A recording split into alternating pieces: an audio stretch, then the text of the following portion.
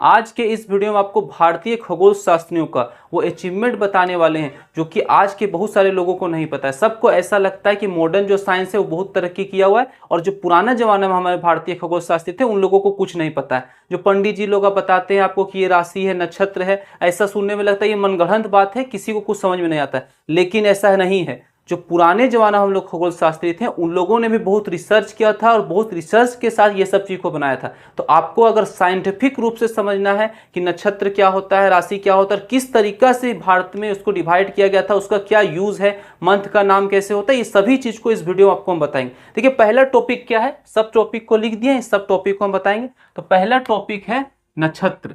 अब नक्षत्र क्या होता है, देखिए सन जो है, सन के चारों, मान लेते हैं ये सन है, इसका चारों तरफ अर्थ इस तरीका से घूम रहा है, ठीक। अब अर्थ जब घूम रहा है तो अर्थ के चारों तरफ क्या होता है, मून घूमता है। सन के चारों तरफ नहीं घूमता, अर्थ के चारों तरफ मून घूमता है। तो जो मून का ये रास्ता है जिधर ये घूमता है, इसको हम लोग क्रांति वृत्त बोलते हैं। और इसी रास्ता को जो हमारे खगोल शास्त्री थे उन्होंने 27 भागों में बांटा। अब कैसे बांटा इसको हम समझते हैं। देखिए मान लेते हैं ये पृथ्वी है, ठीक, और इसका चारों तरफ जो है मून मान लेते हैं इस तरीका से यहां से ये चक्कर लगा रहा है।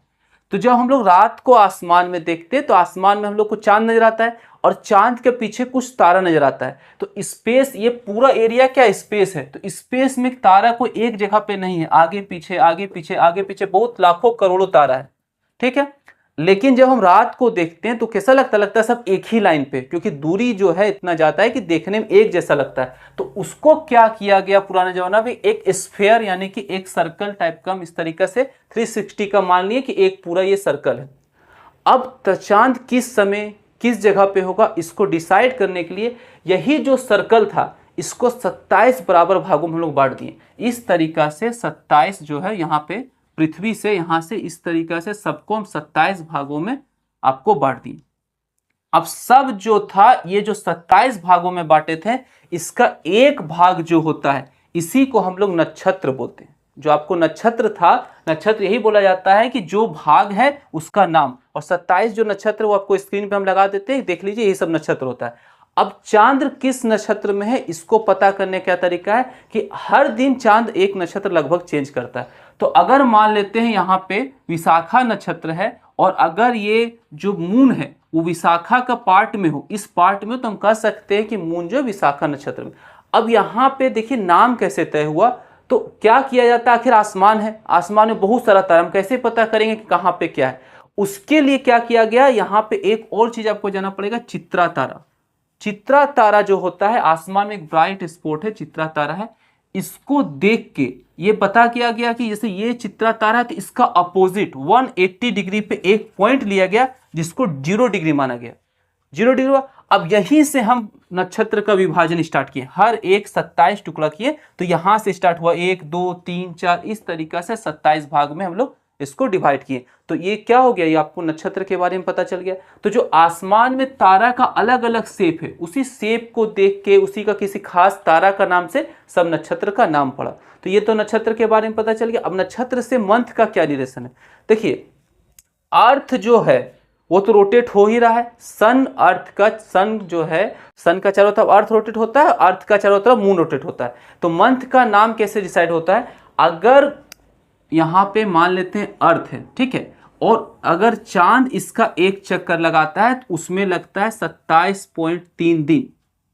पूरा एक चक्कर लगाने में 27.3 दिन लगता है। लेकिन जो हिंदू धर्म में मंथ का जो बात होता है, चंद्र मंथ, वो कितना दिन का होता है, वो आपको होता है 29.5 दिन, ठीक है।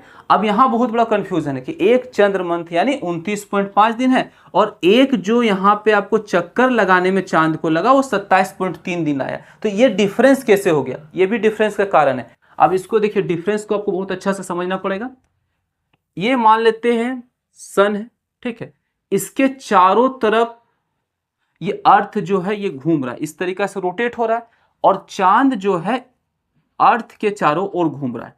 तो जब यहां से चांद निकला और एक चक्कर लेगा फिर यहां पे आएगा, तो क्या हो गया, एक पूरा चक्कर कंप्लीट हुआ। जो भी हिंदू धर्म का मंथ लिया जाता है वो अमावस्या से अमावस्या तक, अमावस्या मतलब जब चांद जो है वो आसमान में नहीं नजर आता है हम लोग को, तो अमावस्या से अमावस्या तक का जो लिया जाता है उसमें 29.5 दिन होता है। लेकिन हम अभी आपको बताए थे कि चांद को एक चक्कर लगाने में 27.3 दिन लगता है। लेकिन फिर ये कैसे पॉसिबल, ये ऐसे पॉसिबल है कि जब चांद तो अर्थ का चक्कर लगा ही रहा है, लेकिन अर्थ भी तो सन का चक्कर लगा रहा है, इसलिए एक दिन के बाद अर्थ लगभग 1 डिग्री जाता है, तो वो यहां से यहां पे आ जाएगा। तो जब ये मून जो है अर्थ का चक्कर लगाया तो यहां से वो अपना एक चक्कर कंप्लीट किया तो इस पोजीशन पे आया, मतलब जो है सन का सीधा सामने नहीं आया जो अमावस्या होगा, फिर इसको सीधा, क्योंकि अर्थ भी अपना जगह प्लेस चेंज किया था, तो फिर इसको इस जगह आने में कुछ समय लगता है। इसलिए हम लोग एक अमावस्या से दूसरा अमावस्या को 29.5 दिन बोलते हैं। ठीक, अब मंथ का नाम कैसे डिसाइड होता है, देखिए नक्षत्र है 27, ठीक है, और मंथ हिंदू धर्म में होता है 12, और 12 ही मंथ को जो है नक्षत्र को देख के पता चलता है। अब इसमें भी कंफ्यूजन है कि जब 27 नक्षत्र है तो 12 नक्षत्र के आधार पे ही मंथ का नाम क्यों रखा गया। तो मंथ का नाम कैसे होता है, जैसे कि ये आपको जो है ये सन है, सन है, अगर मून इस पोजीशन पे हो, ठीक है, फिर से आपको समझाते हैं, ये मान लेते हैं अर्थ है, इसके चारों तरफ इस तरीका से मून चक्कर लगा लेता है, और मून इस पोजीशन पे है, और यहाँ पे मान लेते हैं पूर्णिमा है, ठीक है, और इसका अपोजिट में यहाँ पे मान लेते हैं सन है। तो जब मून इस पोजीशन पे है तो आसमान में स्पेस में तो तारा है बहुत सारा, ये तारा है, तो जब हम देखेंगे अपना अर्थ से इसको देखेंगे, पूर्णिमा है, और इसका पीछे जो आपको तारा नजर आएगा, अभी उसको शुरू में ही बताए थे, इसको 27 भागों में डिवाइड कर दिया गया था, ठीक है, तो वो जिस भी भाग में होगा, जैसे कि अगर ये जिस भी भाग में होगा, जो भी आपको नक्षत्र में होगा, उसी नक्षत्र के हिसाब से महीना का नाम पड़ता है। इसीलिए जो है ऐसा हमेशा जो मेन होता है वो 12 ही होता है, इसलिए 12 नक्षत्र के अनुसार 12 महीना का नाम पड़ता है। यहाँ तक तो हो गया, लेकिन इसमें एक और कन्फ्यूजन है। देखिए हम आपको बताए थे कि 29.5 दिन लगता है एक अमावस्या से एक अमावस्या जाने में, लेकिन अगर सूरज को हम देखेंगे तो सूरज का जो चारों तरफ सूरज है, सूरज का चारों तरफ अर्थ को एक रोटेशन करने में कितना दिन लगता है, 365 दिन लगता है, ठीक है, और 5 घंटा लगता है और 46 सेकेंड लगता है, ठीक है, इतना दिन लगता है। अब यहाँ पे दिक्कत ये है कि अगर एक साल हुआ, यानी सूरज का पृथ्वी एक चक्कर पूरा लिया तो इतना समय लगा, इस दौरान जो है चांद जो है पृथ्वी का 12 चक्कर लेता है, लेकिन उसमें जो है आपको हर बार लगभग 11 दिन कम हो जाता है, हर बार 11 दिन कम हो जाता है। मतलब एक चक्कर अगर ये लिया तो मून का अगर हम देखें कैलेंडर के हिसाब से तो हर बार 11 दिन क्या हो जाता है, कम हो जाता है। तो अगर सिर्फ मून को हम लेंगे आधार और उस हिसाब से कैलेंडर बनाएंगे तो दिक्कत ये हो जाएगा कि हर बार 11 दिन कम होते जाएगा। तो कभी सावन महीना जो है वो बरसात में पड़ा है तो धीरे धीरे फिर क्या होगा, कभी गर्मी में हो जाएगा, कभी ठंडा हो जाएगा, पूरा कैलेंडर गड़बड़ा जाएगा। तो ये 11 दिन को हम लोग क्या करते हैं, इसी से जुड़ा हुआ चीज आता है। ये 11 दिन को क्या करते हैं, इसको जानने के लिए आप इसको जानना पड़ेगा कि मलेमास क्या होता है। आप इसका भी बहुत अच्छा कॉन्सेप्ट है। देखिए मलेमास मतलब क्या होता है कि अगर 11 दिन बचा तो एक साल में 11 दिन बचा, अगला साल फिर 11 दिन बचा, 22 दिन, तो लगभग 2.5 साल से लेके 3 साल के दौरान 30 दिन लगभग हो जाता है, यानी एक महीना हो जाता है, उसको हम लोग मलेमास बोलते हैं। इसीलिए 2.5 से 3 साल के बीच में एक और एक्स्ट्रा मंथ ऐड किया जाता है जिसको मलेमास बोला जाता है, और इसी चीज को पंडित जी लोग बोलते हैं कि इस साल मलेमास पड़ा है, ठीक है। तो जो मंथ ऐड किया जाता है इससे ये पूरा संतुलन बना रहता है। तो मलेमास के बारे में तो पता चल गया कि एक्स्ट्रा ऐड किया जाता है। अब इसमें एक और गहरा क्वेश्चन है कि कौन सा महीना मलेमास होगा, सावन होगा, भादो होगा, कौन सा महीना मलेमास होगा। तो इसके लिए आपको एक और चीज समझना पड़ेगा, चलिए उसको भी बताते हैं। इसके लिए आपको यह समझना पड़ेगा कि राशि क्या होता है। अब राशि क्या होता है, अभी तो अब चांद का मार्ग को बताएं, अब बीच में सूरज है, ठीक है, इसका चारों तरफ अर्थ चक्कर लगा रहा है। तो जो पुराने खगोल शास्त्री थे इसी पार्ट को जो चक्कर लगा रहा है इसको क्रांति वृत्त बोलते थे। इसको जैसे चांद को 27 भागों में बांटा गया है, इसको 12 भागों में बांटा गया है, ठीक है। स्पेस में इस तरीका से बहुत सारा तारा है, तो क्या होता है कि इस मार्ग को जो है वो इस तरीका से 12 भागों में जो है बांट दिया गया है, और सब जो 12 भाग है उसका एक भाग को एक राशि कहा जाता है। तो इस हिसाब से 12 राशि है, सिंह राशि है, कन्या राशि है, तुला राशि, जो भी 12 राशि है। राशि यानी कि जिस भी पार्ट में सूरज आया, अगर सिंह पार्ट में आया तो सिंह राशि, तुला में आया तो तुला राशि जो पार्ट में आया। अब राशि को भी देखिए, इससे एक और जुड़ा क्वेश्चन है कि आसमान में सूरज को हम देख के कैसे पता करेंगे कि किस राशि में, पहले इसको बताते हैं फिर मलेमास को बताएंगे। देखिए राशि पता करने क्या तरीका है, दिन के समय अगर मान लेते हैं यहाँ पे अर्थ पे हम खड़े हैं और सूरज को देख रहे हैं, तो इससे पीछे बहुत सारा तारामंडल है, तो तारामंडल उसका शेप देख के ऐसा कल्पना किया गया है कि मान लेते हैं यहाँ तुला बना हुआ है, सिंह बना हुआ, कुछ भी बना हुआ है, तो इस आधार पे हम कह सकते हैं कि सन जो है वो तुला राशि में है, मेष राशि में, सिंह राशि में,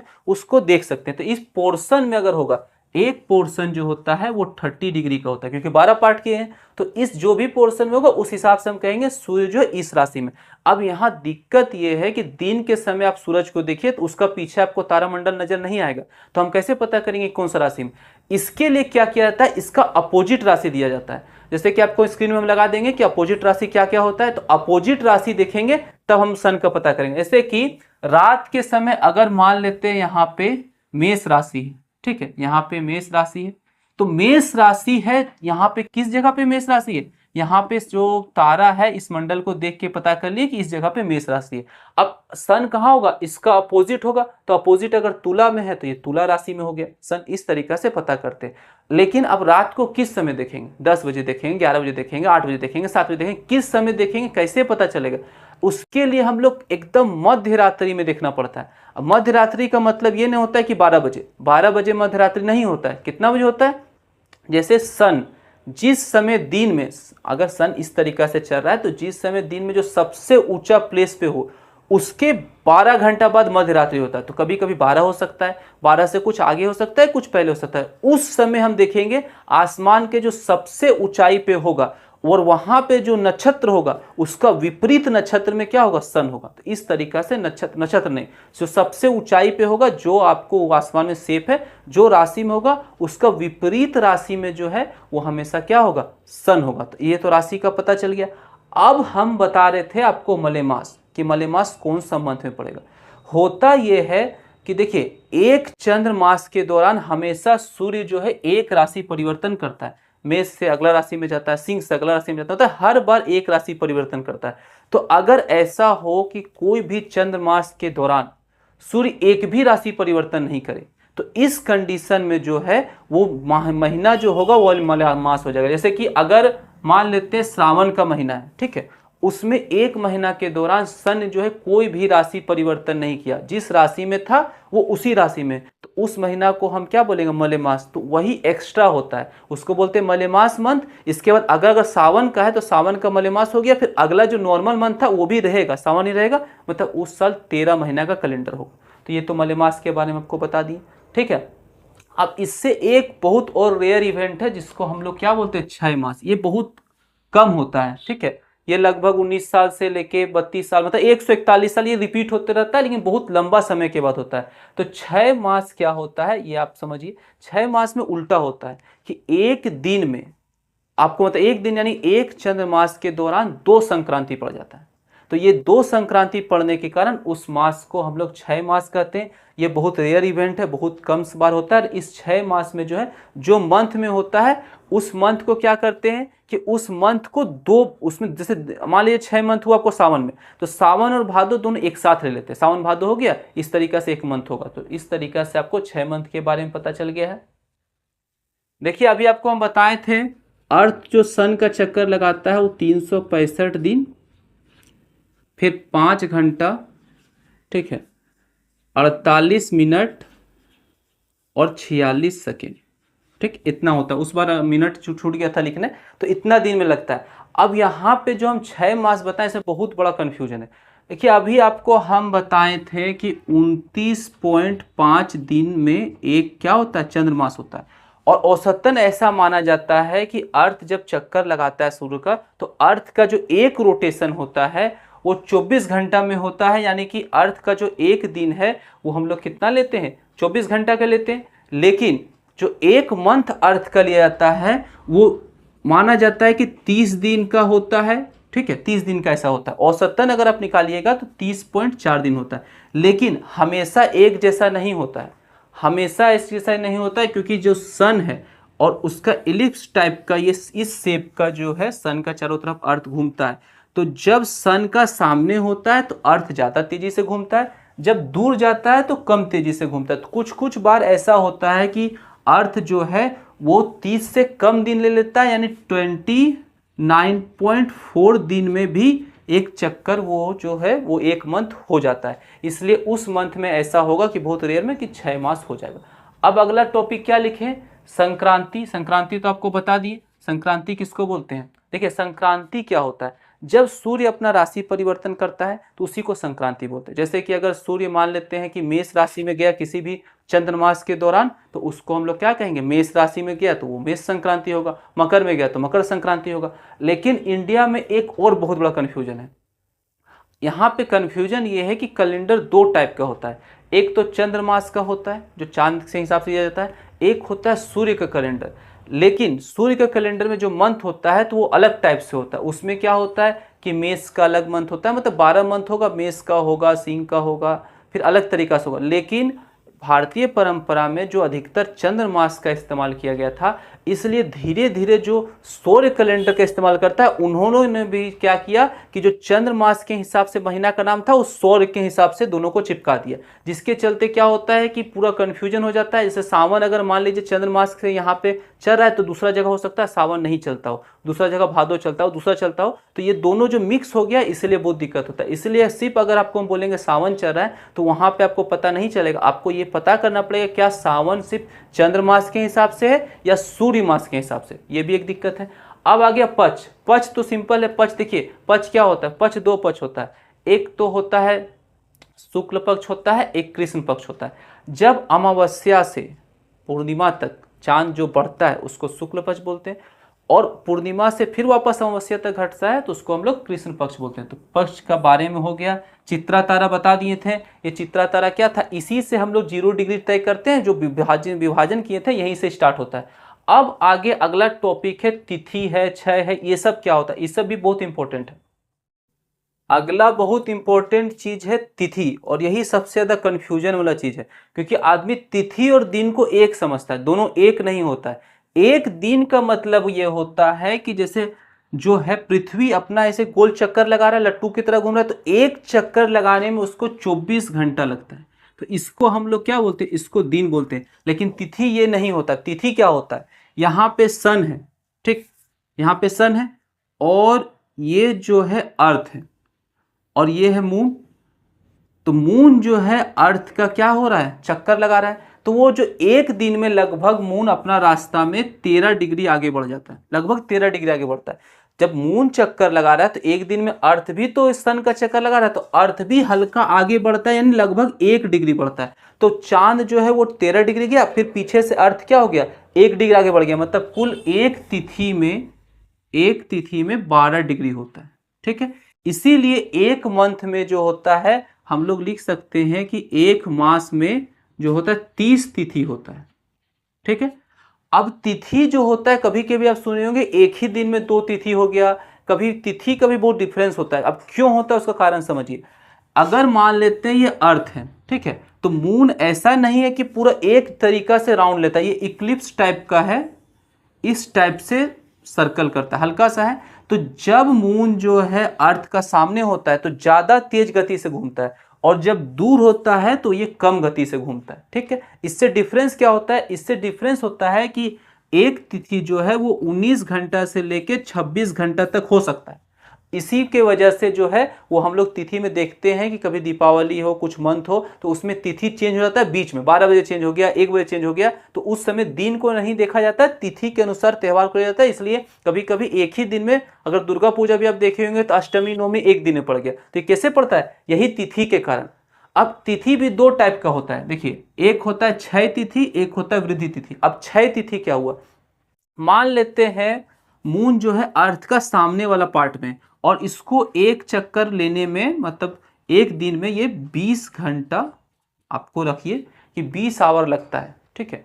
तो 20 आवर के लिए अब हम लोग अगर मान लेते हैं सुबह एक तिथि चेंज हुआ, सुबह 6 बजे चेंज हुआ, तो 20 घंटा में के बाद फिर जब अगला दिन होगा तो रात को ही चेंज हो जाएगा, मतलब सूर्योदय नहीं होगा। तो जब एक तिथि के दौरान एक भी सूर्योदय नहीं होगा तो उसको क्षय तिथि बोलेंगे।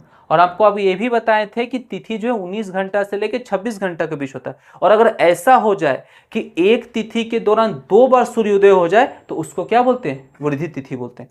अब इसी से जुड़ा एक और चीज आपको दिखता होगा यहाँ पे, योग। अब योग क्या है, देखिए योग जो है वो आसमान में नहीं होता है, इसका एक बनाया गया योग। योग यानी कि दोनों का हम डिग्री को नापते हैं। अगर सन जो है, ठीक है, सन जो है वो मान लेते हैं 150 डिग्री पे है और मून जो है वो 60 डिग्री पे, तो ये दोनों को जोड़ेंगे तो 210 डिग्री निकलेगा। और 210 डिग्री पे फिर हम क्या करेंगे कि देखेंगे कि उसमें कौन सा योग बनता है। और योग को भी जिस तरीका से नक्षत्र को 27 पार्ट में किया गया है, योग को भी 27 पार्ट में किया गया है, तो ये मिला के देखा जाता है कि कौन सा योग है। इसमें भी शादी ब्याह में इसका इस्तेमाल होता है, ठीक है।